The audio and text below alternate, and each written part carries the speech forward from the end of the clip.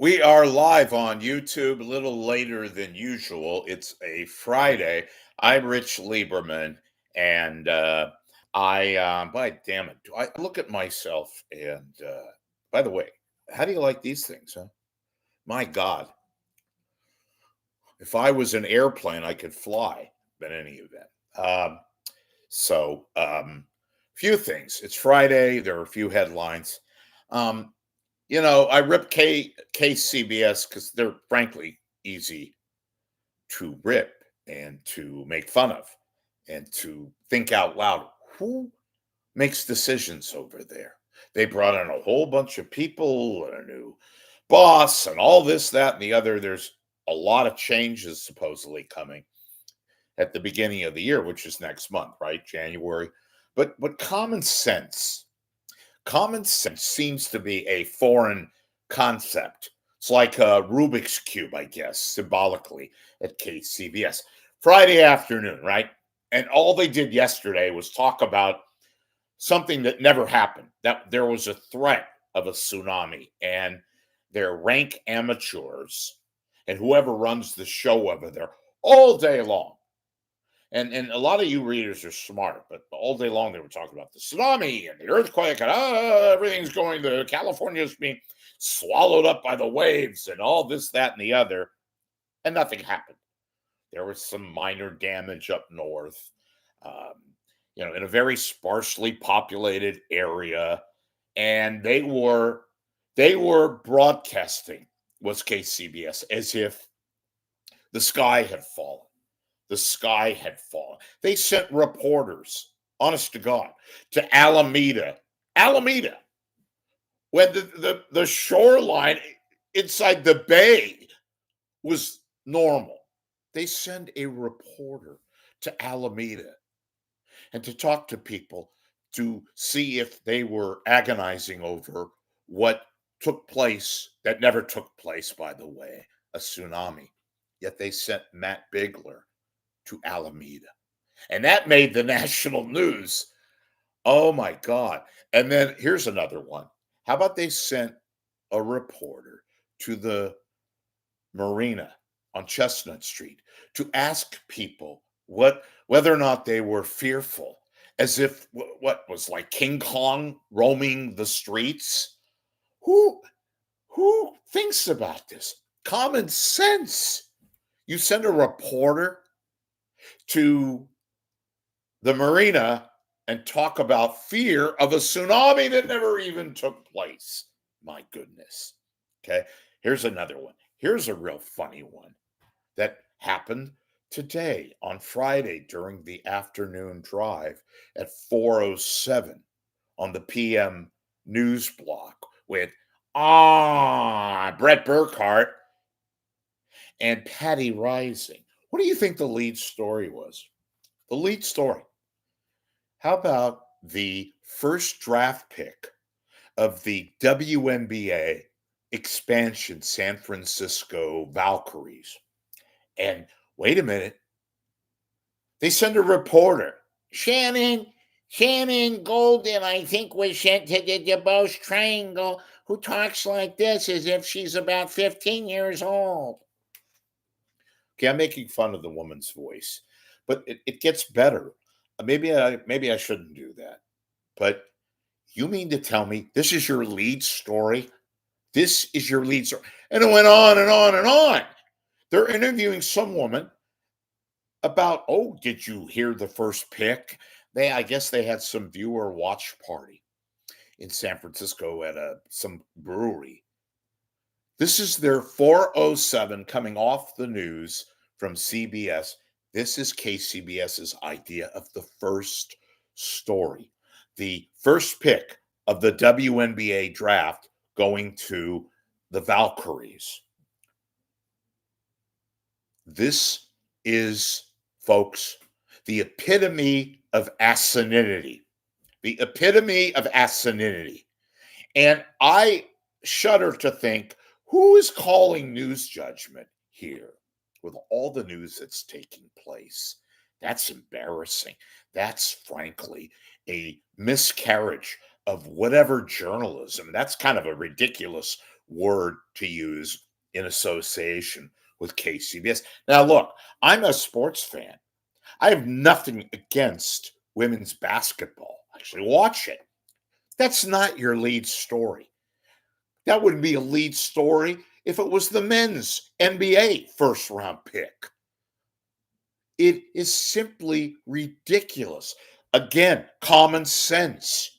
You go with that, there's a tie in because their sister station, 95.7 The Game, this is the Odyssey Sports Station on the FM dial, is the broadcast home for the Golden State Warriors, which, oh, by the way, owns the Valkyries. Little coincidence? Perhaps, you be the judge. Whatever the case, that is flat out pathetic. That is flat out pathetic. Between this and your stupid, absolute moronic situational broadcast on Thursday with this tsunami, and we're going to send reporters everywhere and talk to a guy in Antioch who says his pool was acting strangely. Oh my God, KCBS is just a joke. Why do I listen to this crap? Because I keep telling myself, maybe they've gotten better. Maybe they will improve. Maybe they will somehow do the things that they should be doing, that they are capable of doing, etc., etc., etc. They're getting worse, folks, not better. They're getting worse. Topic 2. Boy, did I sound like topic 2. Headlines. The John McLaughlin. Freddie the Bitterbon, Eleanor Clift, issue 2. But I sound like that. I know. It's unbelievable. So rumor mill. Talked to a lot of people about 24/7. This is the CBS streaming site, and rumor is they're going to be announcing soon. And I've got my all my spies out on this. Some very prominent anchors, maybe one of which will be from the Bay Area, and they operate out of the CBS building on the corner of Broadway and Battery. So, and I've heard about various people, some really, really great TV news anchors from across the country, maybe even the Midwest, maybe Chicago, maybe New York.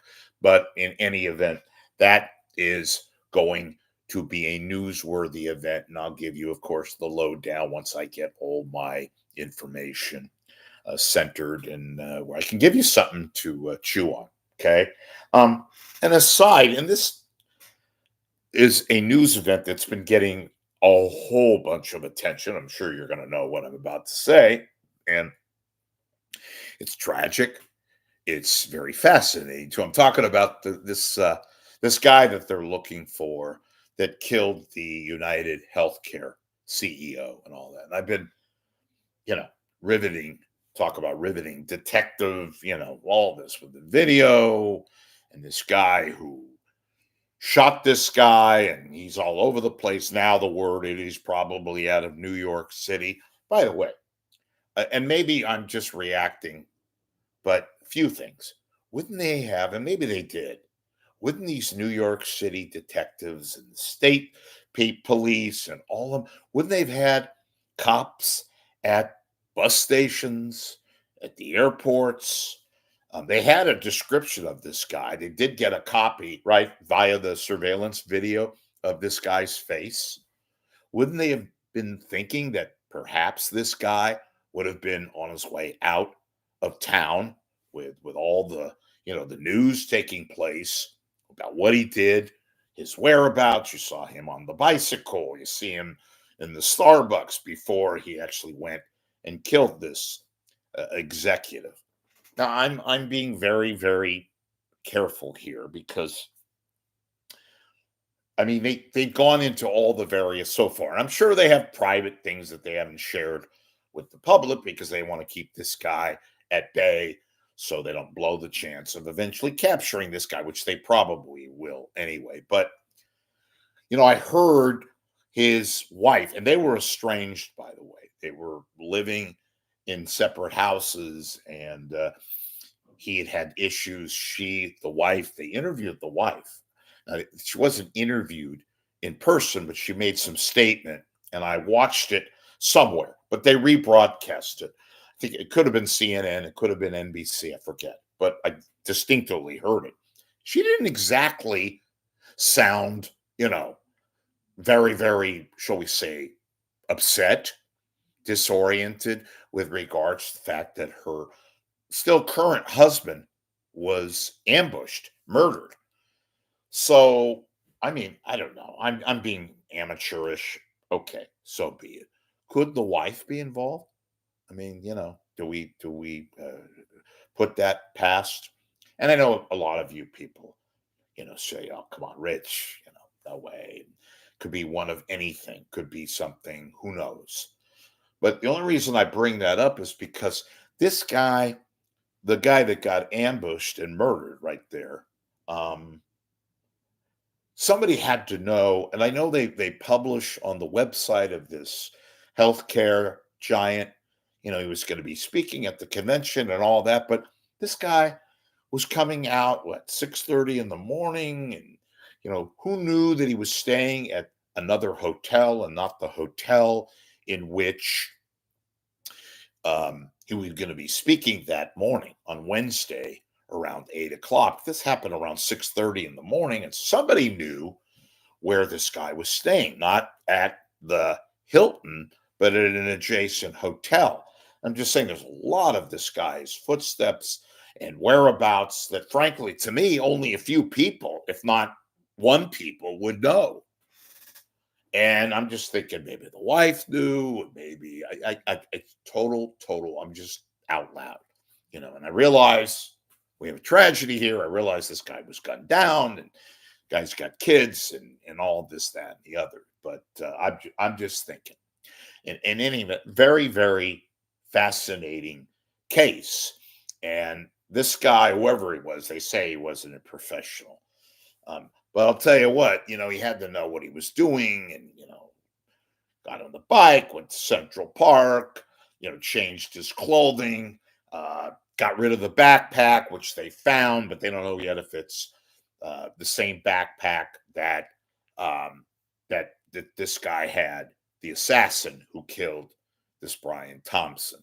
How many backpacks are you going to find in Central Park? Well, I guess you could, but they're saying police do not know. I like this. Police do not know yet if it's the same backpack that is the one that was this assassin was wearing. That's number one. And I love this, and I can say this part I do. Police are calling this guy a person of interest. Now, folks, the guy, you can see the guy. You have to see the face, right? He's got the hands out there.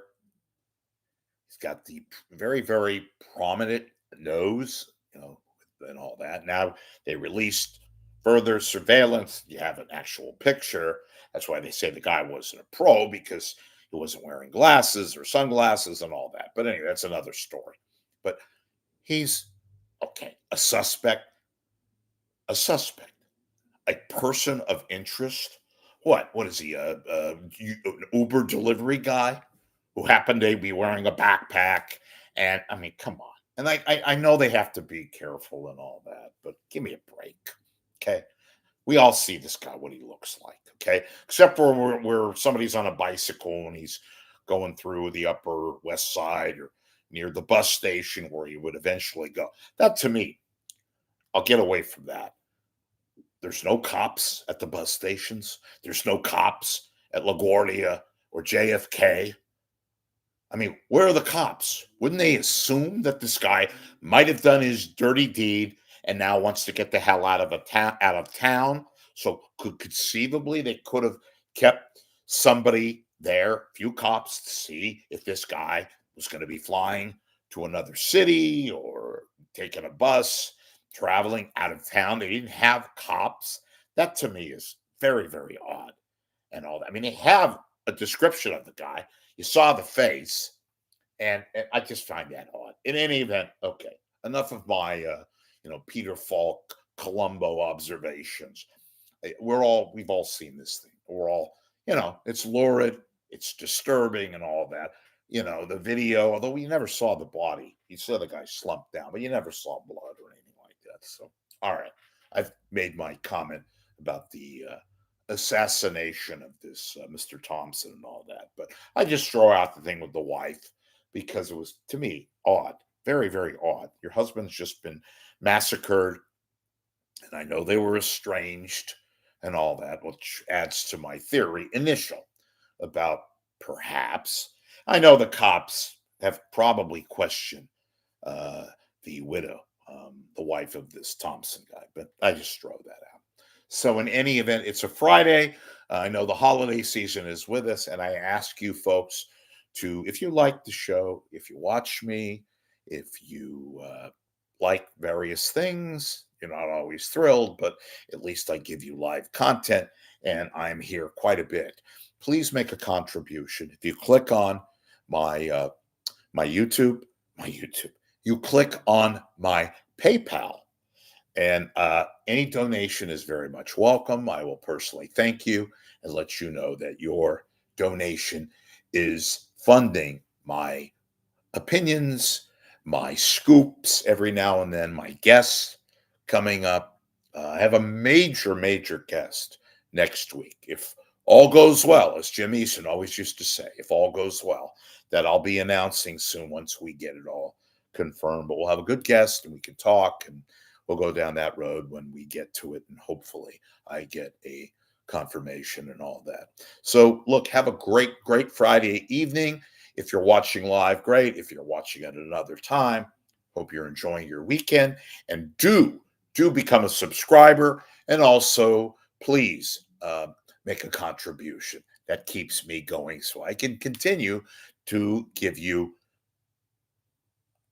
impressions like, oh, I don't know. Remember this guy? Ladies and gentlemen, I'm Tricky Dick from heaven, and I'm having a grand time up here. I am Tricky Dick. I am not a crook. I was not involved in Watergate. That was all a conspiracy. So, and all that stuff. Okay. And Yul Brennan. Don't smoke. Uncle Fester, I've heard. That's cute. That's cute. Okay. Look at this. I look like the guy in the poison bottle, for God's sakes. Okay, enough of that. Please make a contribution. Have a great weekend. We'll see you soon. Don't don't ever forget about me.